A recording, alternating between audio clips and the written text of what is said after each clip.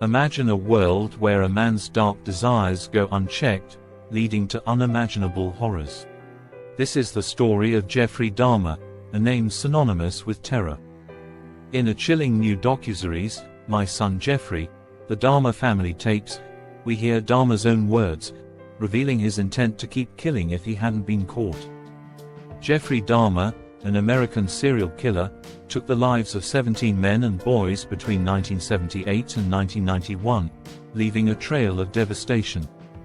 Dahmer's victims, mostly black men, were lured from gay bars, malls, and bus stops with promises of money or sex, only to meet a gruesome end.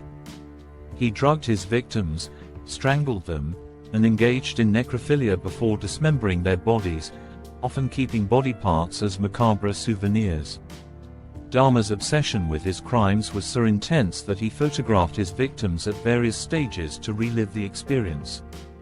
Born on May 21, 1960, in Milwaukee, Wisconsin, Dahmer's early life seemed normal until a traumatic surgery at age 4 changed him. As a child, Dahmer became fascinated with animal bones, collecting and preserving them, a dark foreshadowing of his future crimes. By his early teens, Dahmer was withdrawn and friendless, his thoughts turning towards necrophilia and murder around the age of 14. The breakdown of his parents' marriage and their acrimonious divorce seemed to catalyze Dahmer's dark thoughts into actions. Dahmer's first murder occurred in 1978, just after high school, when he killed 18-year-old Stephen Hicks, dismembering and scattering his remains.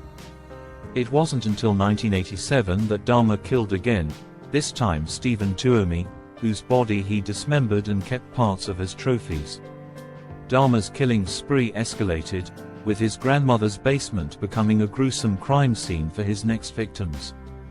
In 1989, Dahmer was charged with sexual assault of a 13-year-old boy but continued his killing spree while awaiting sentencing.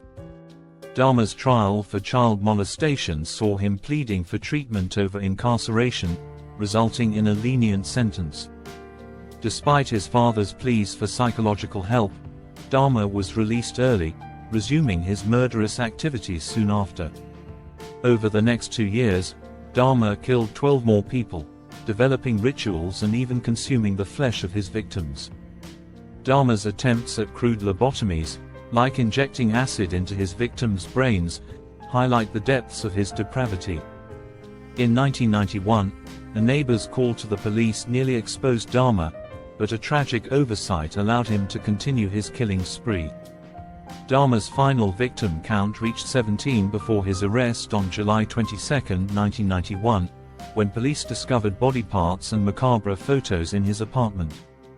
Dahmer's trial in 1992 was marked by racial tensions and his eventual plea of guilty by virtue of insanity, which the jury rejected. Sentenced to 15 consecutive life terms, Dahmer adjusted to prison life, finding religion and seeking some form of redemption. On November 28, 1994, Dahmer was killed by fellow inmate Christopher Scarver, ending his life but not the horror he left behind. Scarver claimed divine inspiration for the murder, disturbed by Dahmer's crimes and his behavior in prison. In 1996, Milwaukee businessmen destroyed Dahmer's crime tools, trying to erase the city's association with his horrors. Dahmer's childhood home, the site of his first murder, remains a macabre landmark, still owned by musician Chris Butler. Dahmer's story has been depicted in numerous books, films, and documentaries, each exploring the depths of his evil. The Netflix series, Dahmer, Monster, The Jeffrey Dahmer Story, and the new docuseries bring fresh perspectives on his life and crimes. In recordings, Dahmer expressed regret and a desire for forgiveness, though he knew society could never forgive him. Dahmer's quotes reveal a man tormented by his actions, yet fully aware of the evil he committed. The new docuseries promises to delve deeper into Dahmer's psyche, offering unprecedented insights into his dark world. Stay tuned for My Son Jeffrey, The Dahmer Family Tapes, on Fox Nation, and uncover the chilling truth behind one of history's most infamous killers.